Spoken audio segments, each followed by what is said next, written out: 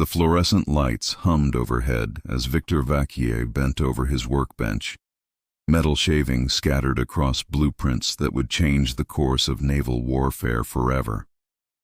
The acrid smell of soldering flux mixed with the bitter taste of black coffee, his fourth cup since midnight. Outside, snow fell silently on a nation still reeling from Pearl Harbor, each flake catching the amber glow of streetlights like tiny fragments of a shattered world. But inside this nondescript laboratory, tucked between a steel mill and a railroad yard, a Russian-born geophysicist was about to solve America's deadliest maritime crisis. His calloused fingers, stained with machine oil and scarred from years of fieldwork across Texas oil patches, traced the delicate circuitry of a device no larger than a briefcase. The magnetometer's copper coils gleamed under the harsh laboratory lighting, each wire positioned with the precision of a master craftsman. Vacquier's weathered face, etched with lines that spoke of decades spent under the unforgiving southwestern sun, reflected an intensity that had nothing to do with scientific curiosity and everything to do with personal vengeance. 60 miles southeast, in the frigid waters off New York Harbor, Captain Lieutenant Reinhard Hartigan peered through the periscope of U-123, his breath fogging the eyepiece in the submarine's damp interior. The Manhattan skyline glowed like a beacon against the winter darkness, merchant ships silhouetted perfectly against the city lights, sitting ducks in what German submariners had dubbed the American shooting gallery. The smell of diesel fuel, unwashed bodies, and fear permeated the cramped control room where 23 men lived in a steel tube barely wider than a city bus. Operation Drumbeat, Germany's audacious assault on American shipping, had already claimed 17 vessels in just 3 weeks. The tonnage lost, 156,939 gross tons. The human cost, 312 merchant seamen dead, their bodies washing ashore from Cape Cod to Cape Hatteras like grim reminders of America. "Torpedo los!" Hartigan commanded, his voice cutting through the submarine's mechanical symphony of humming motors and clicking sonar.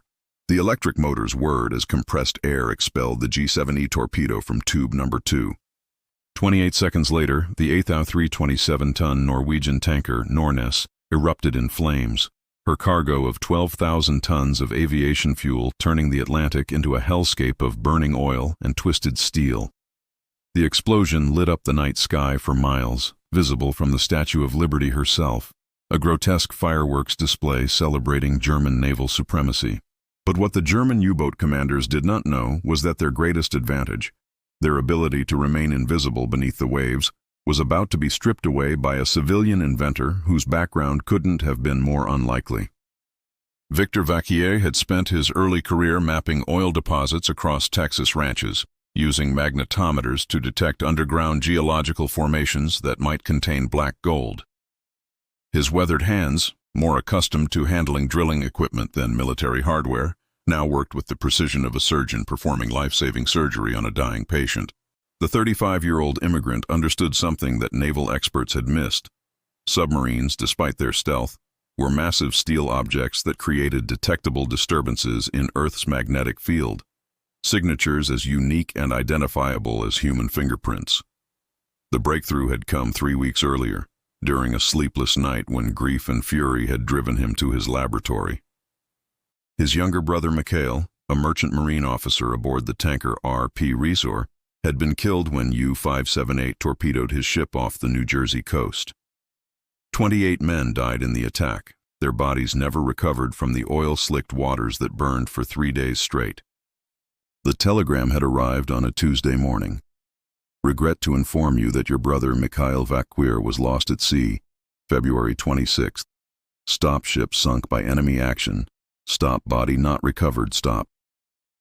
The principle is elementary, Vacquier explained to his skeptical military liaison, Commander James Richardson, as he demonstrated his prototype.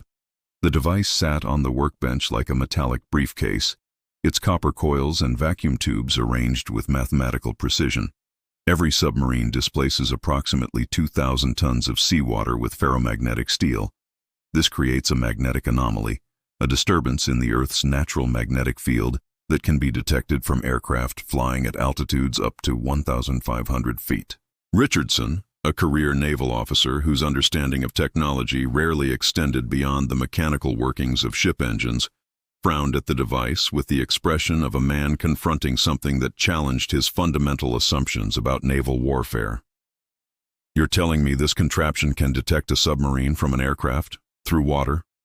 "Not just detect," Vacquier replied, his Russian accent still thick after 2 decades in America, his voice carrying the quiet confidence of a man who had spent years reading the Earth's hidden secrets. "Track, predict, and eliminate. The magnetic signature is unmistakable. A 750-ton Type CIC U-boat creates a magnetic anomaly of approximately 0.3 gamma units. To conventional instruments, this is barely detectable background noise. To my magnetometer, it's as clear as a lighthouse beacon."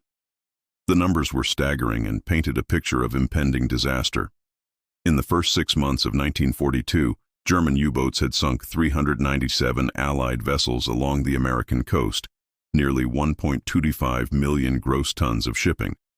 At current rates, the Kriegsmarine would strangle America's supply lines within 18 months, potentially forcing a negotiated peace that would leave Hitler's empire intact.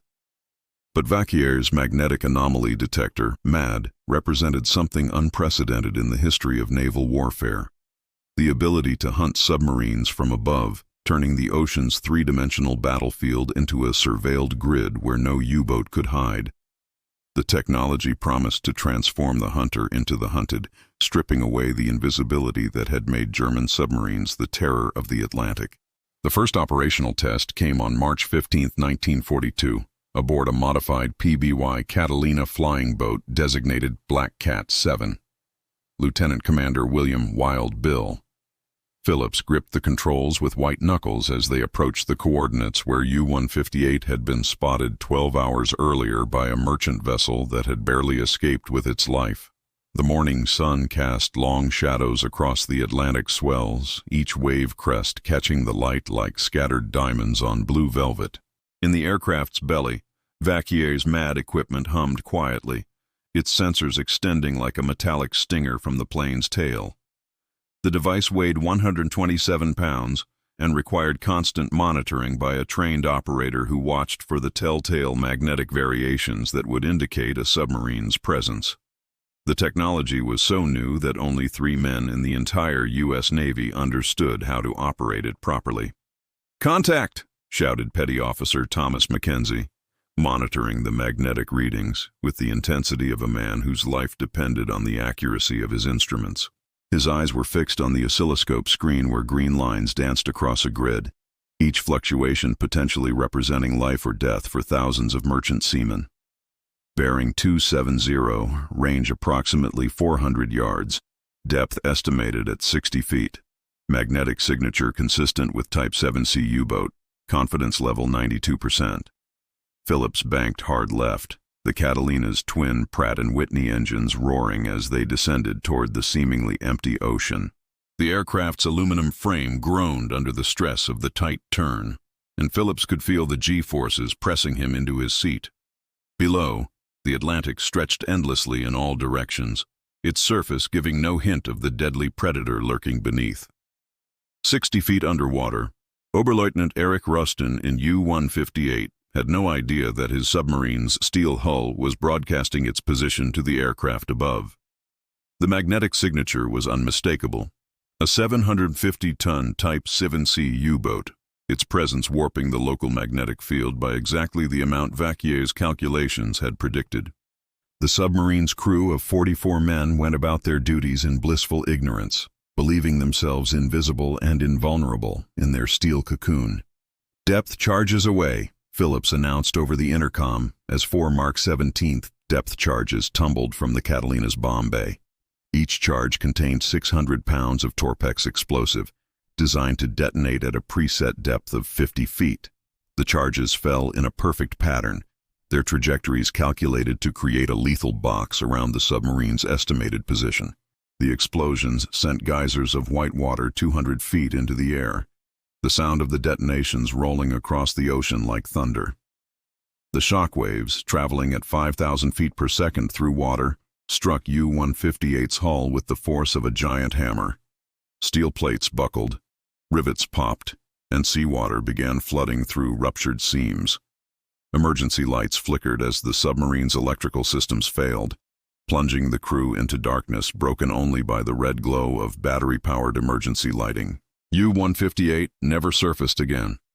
44 German submariners died in the crushing depths of the Atlantic, their submarine becoming the first confirmed kill by magnetic anomaly detection.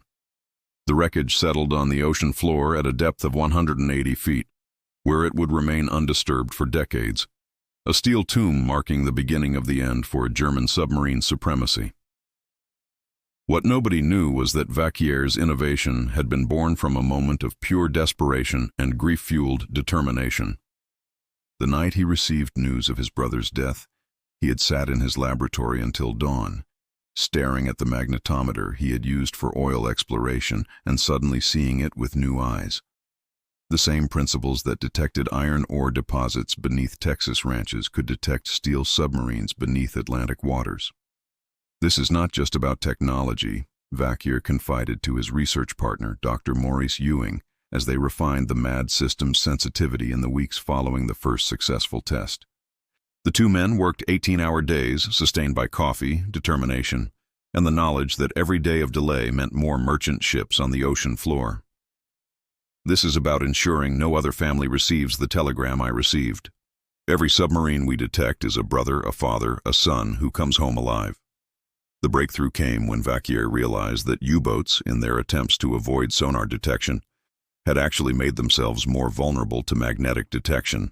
The Germans had developed sophisticated sound-dampening techniques, rubber coatings that absorbed sonar pulses, electric motors that ran virtually silent, and silent running procedures that could make a submarine nearly invisible to acoustic detection. But they couldn't eliminate their magnetic signature. Every rivet, every steel plate, every torpedo tube contributed to a magnetic anomaly that Vacquier's device could detect from altitudes up to 1,500 feet. The physics were elegant in their simplicity. Earth's magnetic field, measured at approximately 50,000 nanoteslas at sea level, remained remarkably consistent across large areas of ocean. When a submarine passed through this field, its steel hull created a localized distortion, a magnetic shadow that sensitive instruments could detect. The larger the submarine, the greater the distortion. German Type 7C U-boats, with their 750-ton displacement and steel construction, created magnetic anomalies of 0.3 to 0.5 gamma units, small variations that required sophisticated equipment to detect, but unmistakable once identified.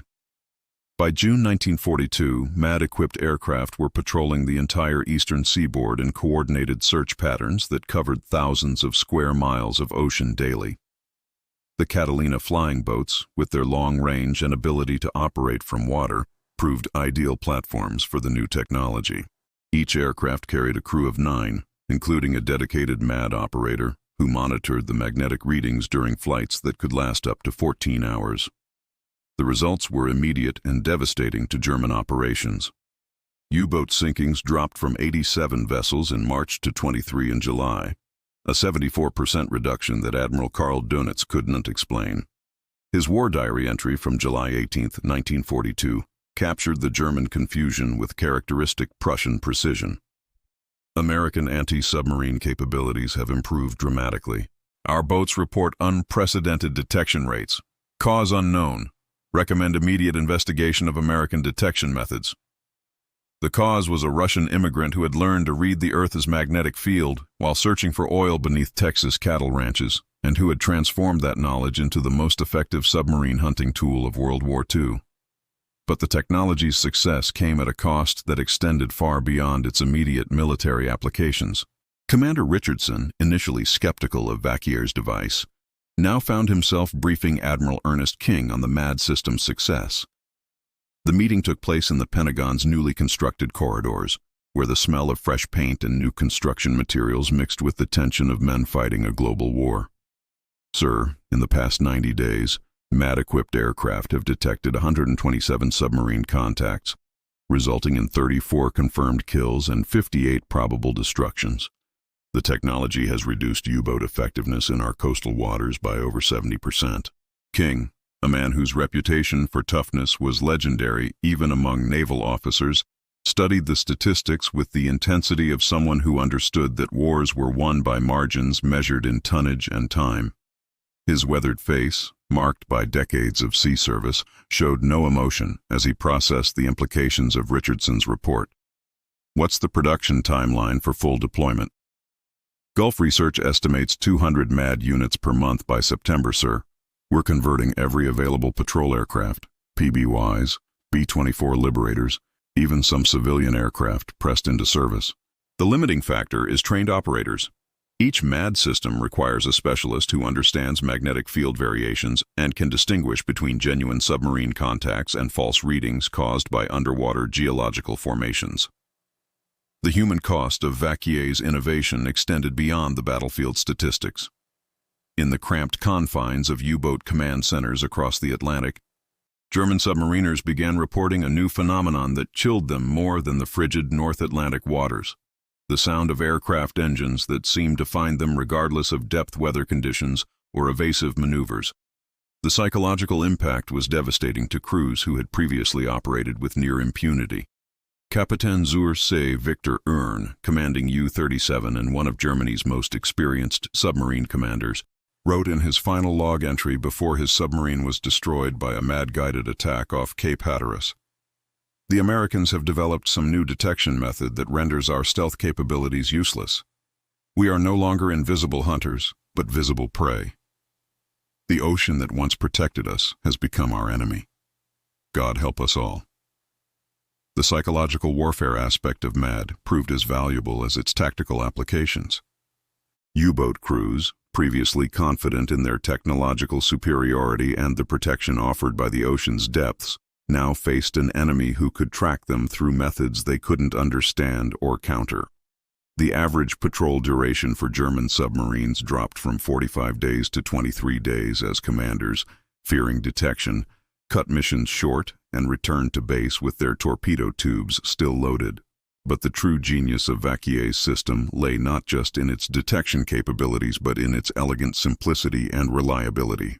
Unlike radar systems, which required complex maintenance and could be jammed by enemy countermeasures, or sonar equipment that was limited by water conditions and required highly trained operators, MAD could be operated by any technician with basic electronics training. The device was essentially passive, detecting natural magnetic variations rather than broadcasting signals that enemies could intercept, analyze, or jam.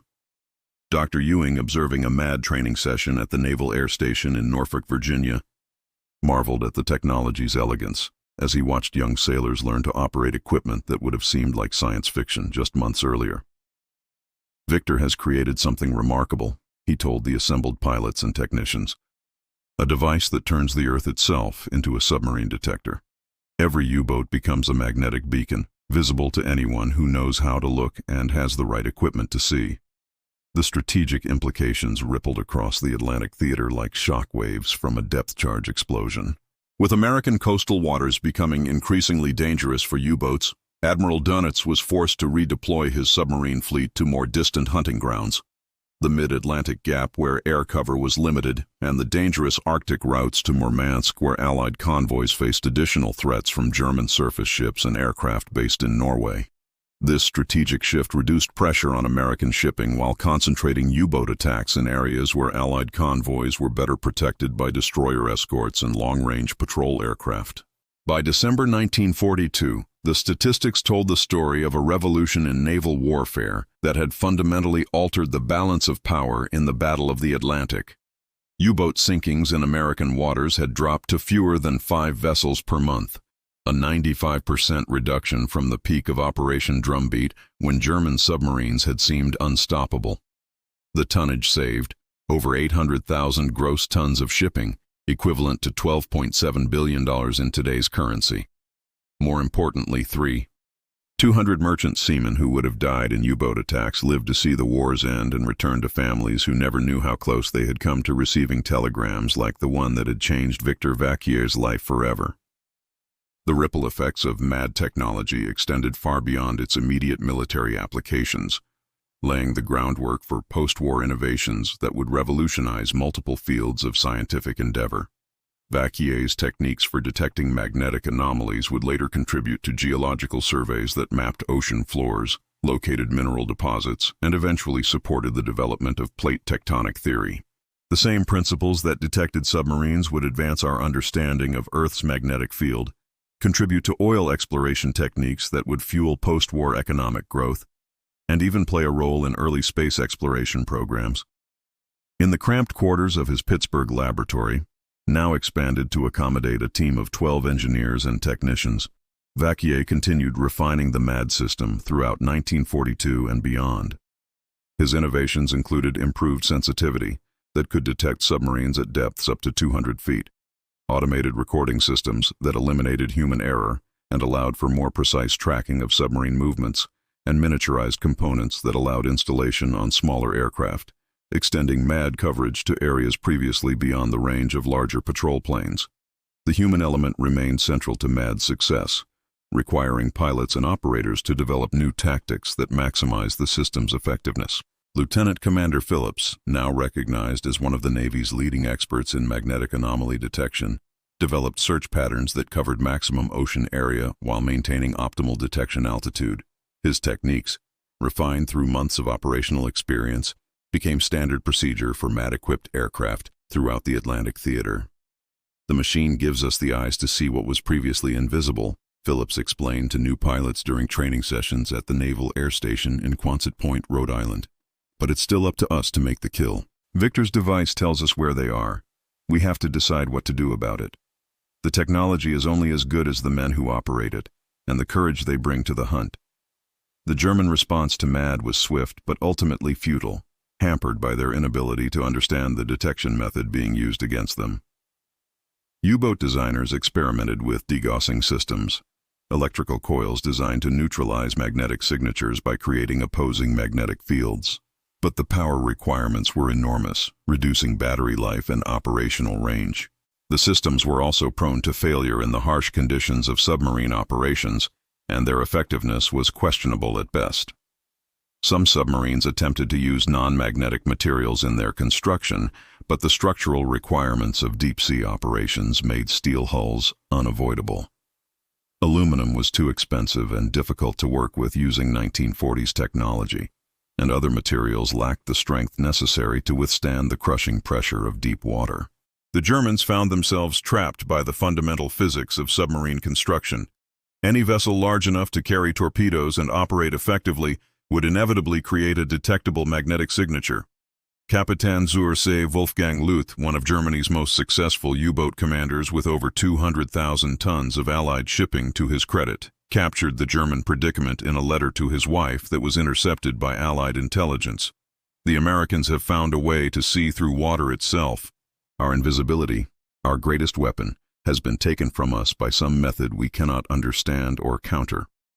We fight now, not as hunters stalking prey, but as hunted animals fleeing from predators we cannot see, but who can always see us." The technological arms race intensified throughout 1943 as both sides sought advantages in the deadly game of submarine warfare. German engineers developed increasingly sophisticated countermeasures, magnetic mines designed to confuse MAD readings by creating false signatures, decoy devices that mimicked submarine magnetic profiles, and even experimental submarines with reduced magnetic profiles achieved through careful arrangement of internal components and the use of non-magnetic materials wherever possible. But Vacquier's team stayed ahead of German countermeasures, improving detection algorithms that could distinguish between genuine submarines and decoys, increasing sensitivity to detect submarines with reduced magnetic signatures, and developing new analysis techniques that took into account the movement patterns and behavior characteristics that differentiated real submarines from static decoys or geological formations. The economic impact of MAD extended beyond military applications into the broader war economy. Insurance rates for merchant shipping dropped by 40% as the U-boat threat diminished, allowing shipping companies to operate more efficiently and reducing the cost of transporting vital war materials. Shipping schedules previously disrupted by the need for heavily escorted convoys that moved at the speed of the slowest vessel returned to more efficient direct routes that reduced transit times and increased cargo capacity. The psychological effect on American morale was equally significant and perhaps more important than the tactical advantages. Coastal communities from Maine to Florida, which had lived in fear of submarine attacks and had witnessed the glow of burning ships on their horizons, could finally sleep peacefully. The knowledge that American technology was successfully countering the U-boat threat restored confidence in the nation's ability to protect its citizens and win the war. By war's end in 1945, MAD-equipped aircraft had been credited with over 200 submarine detections and 67 confirmed kills, statistics that represented not just military success, but thousands of lives saved and millions of tons of vital cargo delivered safely to Allied ports. The technology had evolved from Vacquier's prototype into a sophisticated system deployed on hundreds of aircraft across multiple theaters, from the Atlantic to the Pacific, where it proved equally effective against Japanese submarines. Post-war analysis revealed that MAD had been responsible for reducing German U-boat effectiveness by an estimated 60% in areas where it was deployed, fundamentally altering the strategic balance of the Battle of the Atlantic. The technology's success contributed to the Allied victory by ensuring that vital supplies continued to flow across the Atlantic, supporting both the war effort and the civilian populations of Britain and the Soviet Union. The personal cost to Vacquier was significant but ultimately redemptive. The loss of his brother had driven him to create a weapon that would prevent other families from experiencing similar grief. By 1945, he had received the Navy Distinguished Public Service Award, the highest honor given to civilians, and his MAD system had been adopted by navies worldwide, ensuring that his innovation would continue protecting sailors long after the war's end. In his acceptance speech, delivered at the Pentagon on September 15, 1945, before an audience that included Admiral King and other senior naval officers, Vacquier reflected on the journey from oil exploration to submarine hunting with the humility of a man who understood the weight of his contribution. Science knows no nationality, no politics, only truth. The same principles that helped Texas ranchers find oil beneath their land helped American sailors find submarines beneath the waves. Knowledge properly applied becomes the greatest weapon of all, not because it destroys, but because it protects.